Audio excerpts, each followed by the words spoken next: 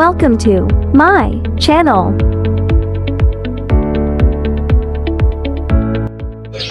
Ayan nga po, ito po yung unang batch po ng na-harvest po naming mga mangga. Nakita nyo po, mapapakinabangan na po siya after how many years po. So, that time po, hindi po ako nakasama. Pero next time, sana po makasama po ako sa pag-harvest para maranasan ko naman po kung paano po mag-harvest ng mango. Ayan, ito po, ayan, galing po yan sa farm. Yung malapit po dito sa bahay po namin. So nakita niyo po ang dami po na harvest.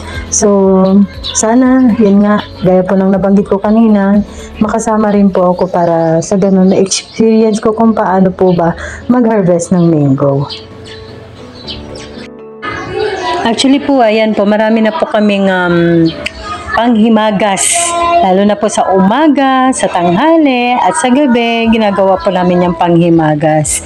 Actually po, pwede nyo rin pong gawing shake ang mango. So, napakasarap po.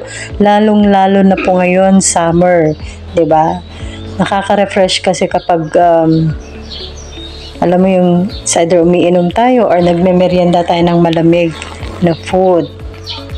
So, yan pong lalaki na po. Ayan. Yung iba, yan. Kita nyo po to.